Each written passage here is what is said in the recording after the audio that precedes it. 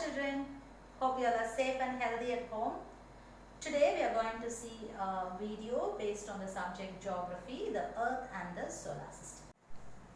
The earth in the solar system.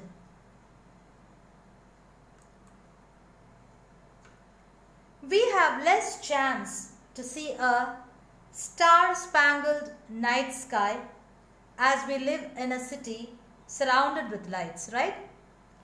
Every single dot in this image of our galaxy center is a star, possibly with a family of planets.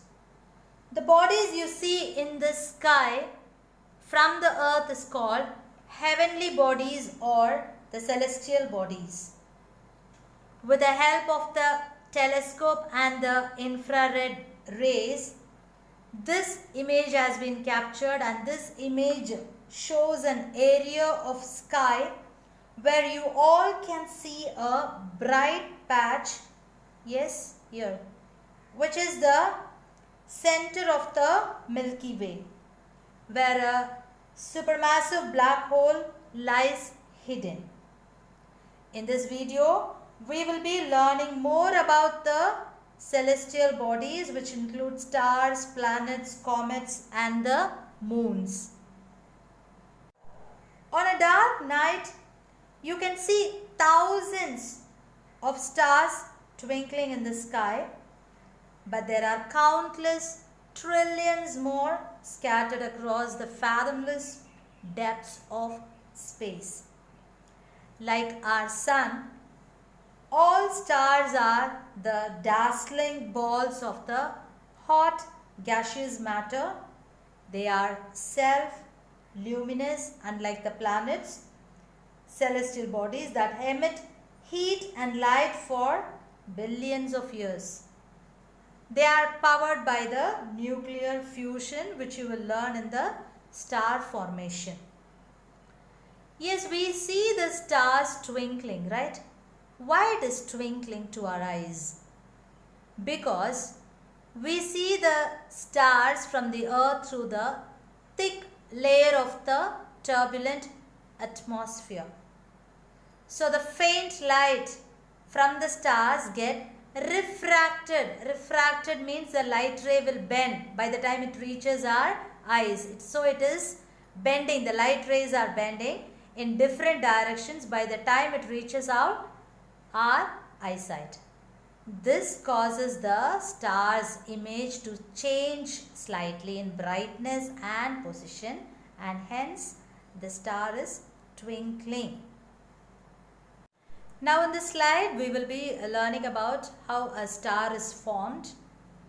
Don't worry children about this. If these letters are not visible, don't worry. I have written this in detail over here. Okay, just observe the pictures given here. The first one is the clump formation. Okay, the star is formed from huge clouds of dust and gas. That is called as a clump. Now due to force of gravity, these clumps, they will shrink and pull in more gas from around it. So the first is the clump formation, that is from the huge cloud of dust and gas. The next is what? Due to the force of gravity, the gas clump will shrink and they are going to pull in more gas from around it. The next one, the clump shrinks to form a hot and dense core. See the red one, that is the dense core that is surrounded by the spinning disk of matter. Now the jets of gas will shoot from the pole, that is the north and the south pole. Let us imagine like that. So from the either pole the gas will be jetting out.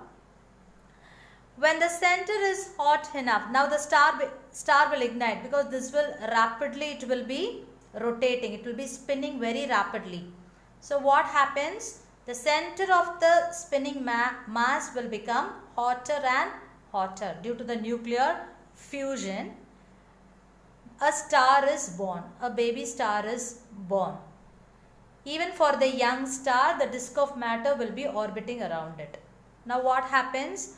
The leftover material is either it is dispersed into the space or it clumps together to form other planets, moons and other objects. These are the process which a star undergoes. Okay. Now we saw how a star is formed, and now see how the galaxies are formed. The stars are found in very large clusters or groups. These clusters are called as the galaxies. So what is a galaxy?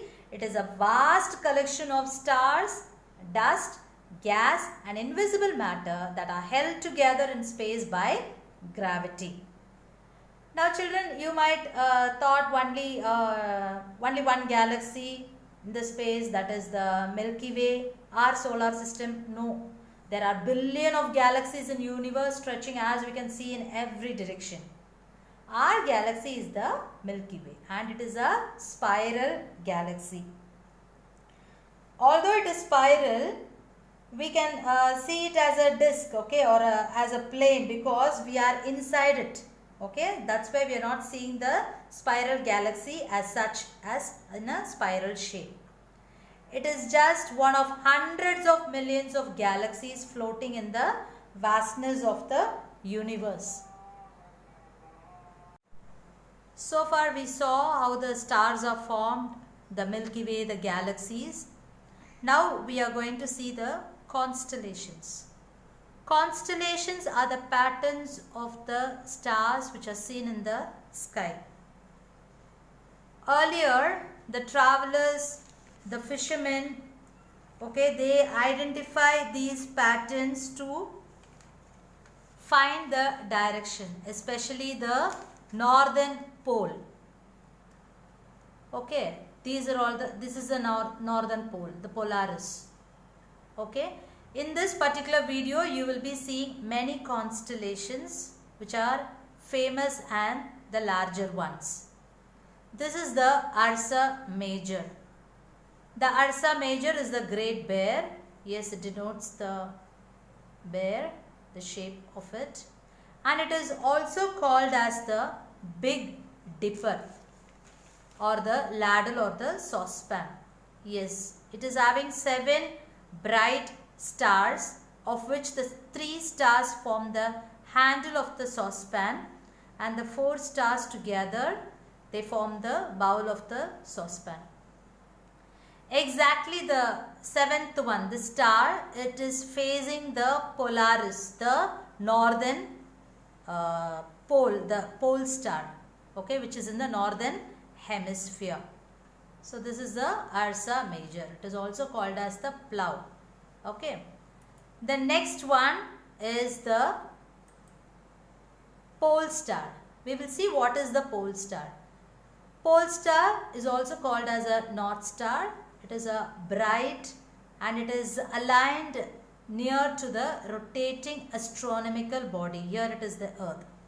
Currently the Earth's pole star is Polaris.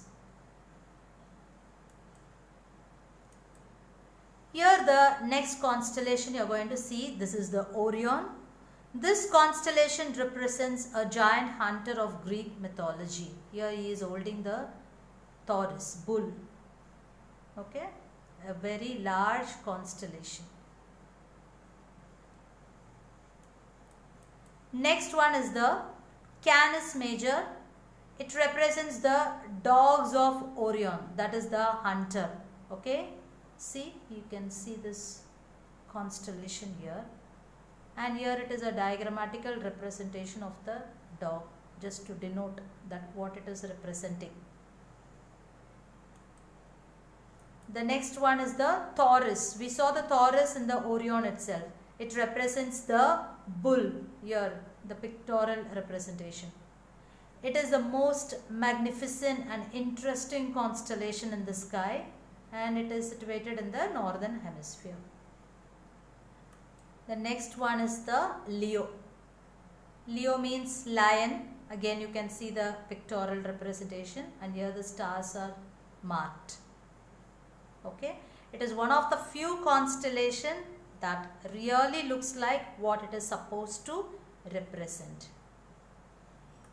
Yes children, in this video you saw what is the star, how the stars are formed, what is a galaxy and which galaxy we belong to, and we also saw the constellation and some of the examples of the constellation in this video.